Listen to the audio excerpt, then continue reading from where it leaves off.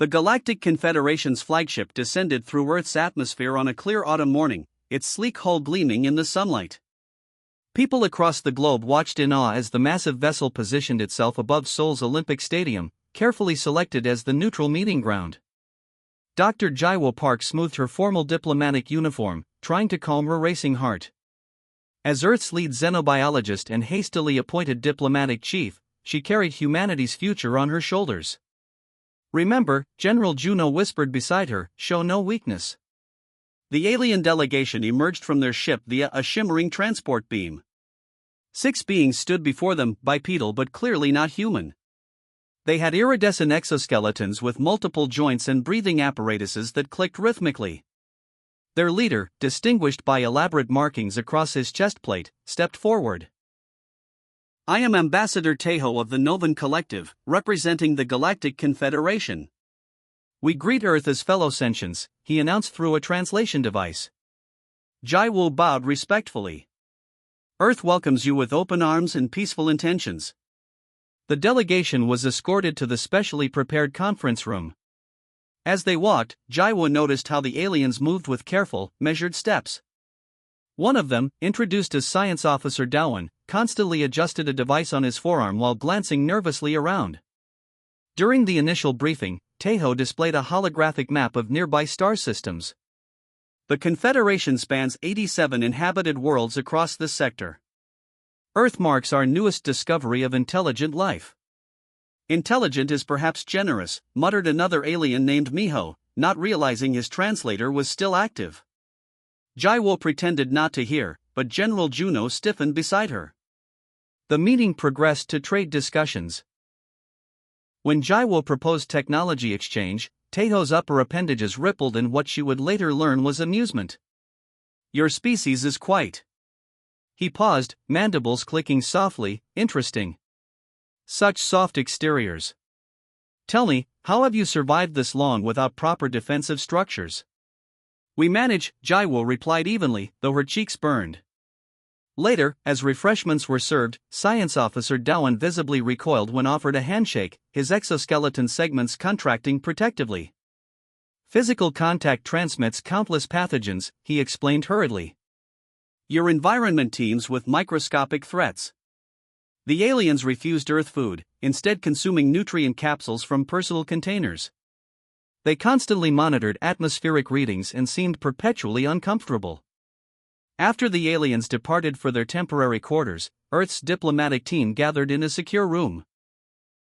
"They think we're weak," Commander Minji Lee observed, replaying footage of the meeting. "They've classified us as a developing species in their reports. Basically, they're patting us on the head." General Juno slammed his fist on the table. "Did you see how they mocked our physiology? As if exoskeletons are the pinnacle of evolution." "Let them underestimate us," Jaiwo countered calmly. "It gives us time. Meanwhile, I want everything you can gather about their physiology and technology. I'm particularly interested in their environmental adaptations. Notice how they struggle with our gravity? How they filter our air." The following weeks brought more diplomatic sessions. The Confederation offered Earth-protected species status, essentially making humans a client race with limited trade rights and restricted space travel. "We can provide essential guidance as you develop," Teiho explained condescendingly. "Perhaps in a few centuries, you'll advance enough to join as full members." Meanwhile, the aliens established an observation outpost on Earth's moon. Human scientists were permitted limited access, where they quietly studied their visitors while pretending to be awed by simple technologies. In his private quarters, Ambassador Teiho recorded his official assessment: Earth presents minimal strategic value. The humans possess remarkable creativity but lack fundamental biological advantages.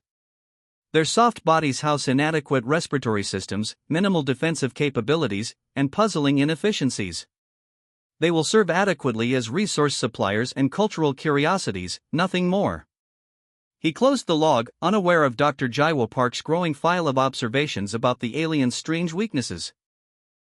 Their struggles with Earth's gravity, their sensitivity to temperature fluctuations, their constant filtering of Earth's atmosphere, and most interestingly, their exhaustion after simple physical tasks that human children could perform with ease. Let them think us weak, she whispered to herself as she compiled her findings. They'll learn soon enough what it means to evolve on Earth. 3 months after first contact, Dr. Jaiwo Park sat quietly in the Confederation lecture hall aboard their lunar base. Scientist Hyunwoo, a tall Novan with blue-tinted exoskeleton plates, stood at the front explaining the galactic classification system to the assembled human delegation. Most sentient species evolve on worlds classified between level 2 and 3, Hyunwoo stated, projecting images of planets with mild climates. These environments have moderate gravity, stable weather patterns, and minimal environmental hazards. The images showed lush planets with gentle rolling hills, shallow seas, and predictable seasons. Several human scientists scribbled notes, comparing these worlds to Earth's most hospitable regions. Captain Sunho raised his hand. And Earth? Where do we fall? Hyunwoo's compound eyes shifted uncomfortably. Your world is still being properly assessed. The data collection is ongoing. Jaiwo noticed the quick glance Hyunwoo exchanged with his assistant. Something wasn't right. Later that evening, during a reception in the lunar base's observation dome, junior xenobiologist Jinwoo approached Jaiwo discreetly. Jinwoo was younger than most Confederation scientists, his exoskeleton still bearing the greenish tint of youth. Dr. Park, he whispered, positioning himself so other aliens couldn't see. The official scans of Earth were completed last week. He slipped a small crystal data chip into her hand. They're suppressing the results. Why would they? Jaiwo began. Find me tomorrow if you have questions, Jinwoo interrupted before quickly moving away as Ambassador Taeho approached. Back in her private quarters, Jaiwo inserted the crystal into her Confederation-issued datapad. The screen illuminated with classified reports and detailed planetary analyses. As she read, her eyes widened. Earth had been classified as Level 8, a designation reserved for extreme death worlds. Only 3 other inhabited planets in the known galaxy had this classification. The report detailed Earth's crushing gravity, toxic oxygen-rich atmosphere, extreme temperature variations, lethal weather patterns, and evolutionary pressure from apex predators. A note from senior researcher Yunha marked the file, classification, restricted. Humans must not learn their true status. Would create diplomatic complications and possibly destabilize current power dynamics. Jaiwo sat back, stunned. The condescension they'd been facing wasn't just cultural arrogance. The aliens genuinely believed humans had evolved on a hellish world that should have made advanced civilization impossible. The next morning, Jaiwo sought out Jinwoo in the xenobiology lab. Is this accurate? She asked quietly. Jinwoo nodded. Your world is remarkable. Most species would perish within days on Earth without protective equipment. We don't understand how you developed intelligence under such conditions. But this is just normal to us, Jaiwo insisted. Exactly what makes it so incredible, Jinwoo replied. What you consider mild weather would kill most Confederation species. Your gravity alone would crush the internal organs of most visitors without support suits. Meanwhile, in another section of the lunar base, a joint training exercise was underway. The Confederation had agreed to exchange basic military protocols with a small contingent of human soldiers. Commander Minji Lee led the Earth team through the training course. The Confederation observers watched in confusion as human soldiers continued functioning normally after 48 hours without sleep, running distances that left alien participants collapsed from exhaustion. They don't stop, whispered one Novan officer to another. Look at their endurance stats. How is this possible without stims? That evening, Jaiwo met with General Juno and Commander Lee in a secure room, sharing what she had learned. So they think we're superhuman? Juno asked, eyes wide. No, Jaiwo corrected. They think we're primitive but unusually hardy.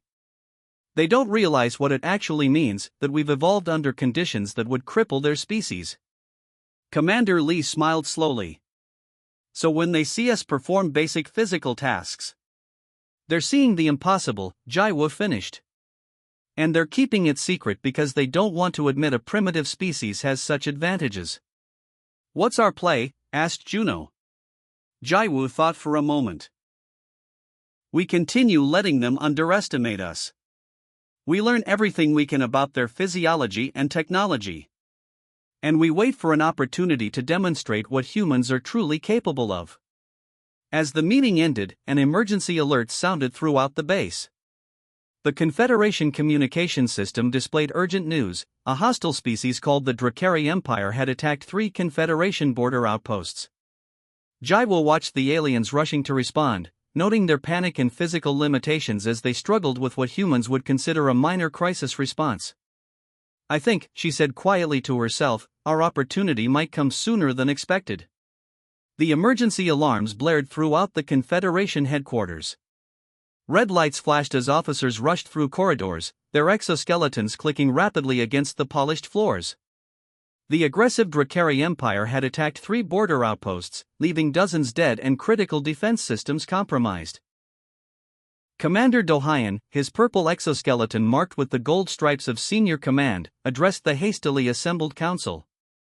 His breathing apparatus worked overtime, a sign of stress among his species. We need immediate reinforcements on Nexus 9, he announced, pointing to a holographic map. It's our most vulnerable strategic position. If it falls, the Drakari will have access to 3 major trade routes. Ambassador Tejo shifted uncomfortably. Nexus 9 has harsh conditions. Level 6 classification. Who can we send that would survive the environment long enough to make a difference? From the back of the room, General Juno stepped forward. Earth will provide a contingent. 50 soldiers, combat ready within 12 hours. The room fell silent. Tejo's mandibles clicked in what humans now recognized as dismissive laughter. With respect, General, this is a level 6 world. High gravity, temperature extremes, toxic atmospheric components. Your soldiers wouldn't survive the conditions, let alone face Drakari warriors. Jaiwu, standing beside Juno, spoke up. Let us try. What do you have to lose? 3 days later, 4 transport ships landed on Nexus 9's rocky surface. The alien troops emerged in full environmental suits, their movements already labored under the planet's heavy gravity. The humans followed, wearing only modified breathing apparatus to filter the slightly caustic air. Captain Mina Kim surveyed the barren landscape with practiced eyes. Not so different from parts of Mongolia, she remarked to Lieutenant Sungmin beside her. Except for the pink sky. Commander Dohayan established a base camp near a ridge of crystalline formations that would provide some cover from Drakari scanners. We'll establish a defensive perimeter and wait for the main fleet, he announced. Should be 7 days, if we're lucky. They weren't lucky. On the second night, Drakari bombers located the camp. Green plasma rained down, destroying their communications array and supply depot. The Confederation troops panicked as their shelters collapsed. We're finished, gasped Science Officer Wonjin, his exoskeleton cracked from falling debris. No communication, no supplies, no way off this rock. Captain Mina took charge when Dohayan was injured. We still have options. First, we need shelter. While the alien troops struggled with the increasing gravity fatigue, the humans organized. Lieutenant Sungmin led a team to create shelters from the crystalline formations. Sergeant Jiho established water filtration from toxic pools using primitive but effective methods. How are they still functioning? Officer Wonjin asked scientist Yunha as they watched humans working tirelessly through the night. It's been 30 hours without rest. Earth standards, Yunha replied, secretly documenting everything with her recording device. Their normal days are only slightly shorter than Nexus 9's.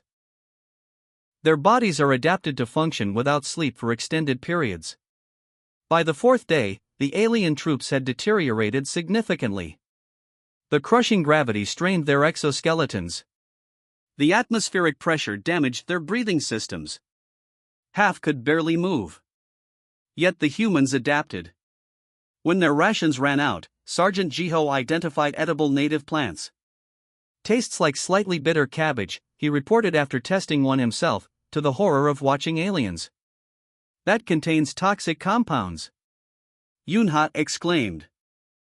Jiho shrugged. Maybe to you. To us, it's just not very flavorful.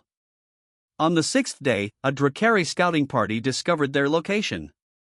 Lieutenant Sungman's leg was broken in the ensuing firefight, but she continued coordinating defense from behind a rock formation. Yunha couldn't believe her readings. Subject Mina has survived 3 days with minimal water and continues functioning at 87% capacity, she noted in amazement. Subject Sungmin is operating with a broken limb as if it were merely an inconvenience. When the Drakari pressed their attack the next morning, they met unexpected resistance. The humans had fashioned primitive weapons from the crystalline formations.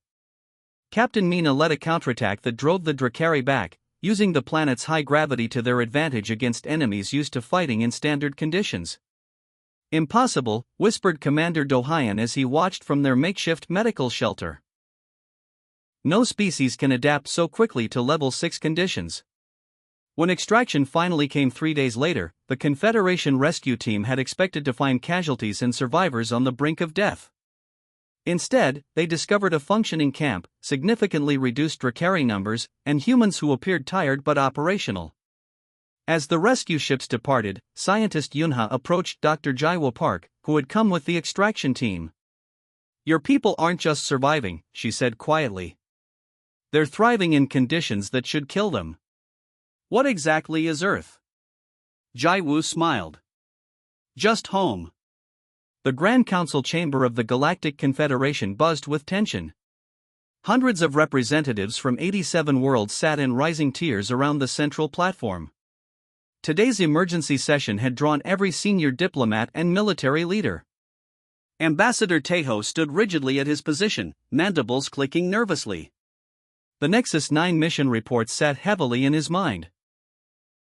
How could primitive humans have succeeded where trained Confederation forces struggled? Scientist Yunha walked confidently to the central platform, her slender exoskeleton gleaming under the chamber lights. She had requested this unprecedented audience despite threats to her career. Behind her followed Dr. Jaiwo Park, the first human ever permitted to address the full council. Esteemed representatives, Yunha began, her translator converting her clicks and whistles into standard Confederation language. I come before you with information that will fundamentally change our understanding of humanity. She activated the central display. Images from Nexus 9 appeared humans carrying injured Confederation troops twice their size across harsh terrain, fashioning tools from native materials, functioning after days without proper rest. The humans not only survived on Nexus 9, they thrived, she stated firmly. I can no longer remain silent about the truth. Earth is classified as a Level 8 Hellworld among the most extreme inhabited planets known to the Confederation. The chamber erupted in shocked murmurs. Ambassador Tejo rose from his seat. This information is restricted, he protested. You violate security protocols by revealing it. High Chancellor Min-Su, the ancient leader of the council whose exoskeleton had faded to pale yellow with age, raised a limb for silence. Explain, he commanded simply. Yunha projected new data onto the screens. Earth's gravity is 1.3 times higher than Confederation standard. Its atmospheric pressure is nearly twice our comfortable range. Oxygen levels that humans consider normal would be toxic to most of us. Their temperature variations would kill most species, from frozen poles to scorching deserts. The images changed to show Earth's natural disasters, hurricanes, volcanoes, earthquakes, floods. These catastrophic events occur regularly on Earth. Humans have evolved alongside them, Yunha continued. Their planet hosts over 8 million distinct species, many of which are apex predators that would be classified as extreme threats on any other world. Chancellor Min-Su turned his compound eyes toward Jaiwu. Is this accurate, human? Jaiwu stepped forward. Everything scientist Yunha has shown is normal on Earth. We didn't realize it was unusual. The humans evolved on a death world, Yunha continued, undeterred by the growing commotion. Their so-called frailty is actually remarkable adaptation. Their soft bodies can repair extensive damage independently. Their inefficient lungs process an atmosphere that would be toxic to most species. Their weak muscles function under gravitational forces that would crush most of us. She displayed medical scans of human physiology. Their skeletal structure is inside their bodies, reinforced with calcium. Their single heart pumps oxygenated blood with incredible efficiency. They can survive losing nearly 40% of their blood volume. They can heal broken bones without medical intervention. The chamber fell silent as footage played showing human soldiers on Nexus 9 continuing to function despite injuries that would incapacitate most species. Most remarkably, Yoon has said, her voice quieter now, they consider their world normal. To them, we are the fragile ones. Taeho sank back into his seat as the implications became clear. The Confederation had been condescending to a species that had evolved in conditions most members couldn't survive for a day. Dr. Jaiwoo Park stepped forward. We didn't mention it because we thought it might be impolite, she said with a small smile. After all, it's not your fault you evolved in such gentle environments. The subtle reversal of the Confederation's earlier condescension was not lost on the Council. General Ki-hyun, the military chief of the Novan forces, stood up. If what you say is true, humans possess natural capabilities that would make them formidable in combat. Yet you have advanced far more slowly than many species. Why? Jaiwo considered her answer carefully. Perhaps because much of our history was spent surviving our world. Fighting each other. Learning to overcome natural disasters. Adapting to extreme conditions. We had to become strong before we could become advanced. Chancellor Minso's ancient exoskeleton creaked as he leaned forward. And now that we know the truth about humans, what do you ask of the Confederation? Respect, Jaiwoo answered simply. Equal standing. Recognition that different evolutionary paths produce different strengths. We don't want to be your protected species. We want to be your partners. The council chamber remained silent for several long moments. Then, slowly, Chancellor Minsu raised all four of his upper limbs, the traditional gesture of profound respect. The galaxy, he said softly, has much to learn from the children of Earth. The Galactic Confederation headquarters buzzed with activity 6 months after the revelation about Earth's true classification. Aliens from a dozen worlds crowded the corridors, watching with fascination as the first human adaptation training center officially opened its doors. Confederation special forces from 12 species lined up outside the new facility. The sleek building stood as a symbol of humanity's dramatically changed status in galactic society. Where once humans had been dismissed as primitive and weak, now they were sought out as instructors and advisors. Ambassador Taeho, his purple exoskeleton freshly polished for the occasion, stood before the United Nations General Assembly in New York. The same room where humans had once been patronized now hosted a historic ceremony. The Galactic Confederation acknowledges Earth's unique status and the remarkable adaptability of its people, he announced formally, his mandibles carefully controlled to show proper respect. Today we grant humanity full Confederation membership with all expanded rights and privileges. The assembled human delegates applauded politely, though many smiled at the irony. Just months ago, they had been offered protected species status. Your perspectives and capabilities will strengthen us all, Taeho continued. We have much to learn from those forged in Earth's crucible. Later that afternoon, Taeho approached Dr. Jaiwo Park privately in the UN garden. The ambassador moved awkwardly in Earth's gravity despite his support suit. He had refused the hover aids that many delegates used, attempting to show respect by enduring the conditions humans lived with daily. Dr. Park, he began, his translator conveying a tone of urgency. I must speak with you about a matter of importance. Jaiwo nodded, noticing how the once condescending ambassador now struggled to maintain eye contact. The Drakari are threatening another border world, he explained. My own people, the Novans, are struggling to prepare for deployment to harsh conditions. The planet has high gravity and atmospheric toxins not unlike Earth. Jaiwo waited, saying nothing, letting Taeho work up to his request. His exoskeleton shifted in what humans now recognized as the equivalent of a deep breath. We request human assistance to train our troops, he said finally, his mandibles clicking in what they now knew was embarrassment. Your survival specialists would be invaluable. Of course, Jaiwo replied graciously. We're happy to teach survival techniques. Though I must warn you, our instructors consider it basic training. Across the solar system, on the Martian colony where the first Joint Confederation Human Research Facility had been established, Commander Minji Lee oversaw a training exercise. A team of Confederation scientists watched in amazement as human colonists constructed shelters using minimal equipment. They used their bodies as thermal regulators, whispered one researcher as a human worked without environmental protection in the cold Martian evening. Their internal systems adapt to temperature variations that would kill most species.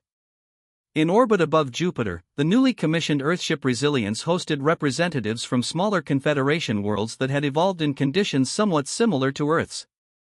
Captain Sunho welcomed delegates from 3 planets previously overlooked in Confederation politics. The dominant species ignored us, explained Representative Hyunji of Tarkos 3, a world with high volcanic activity.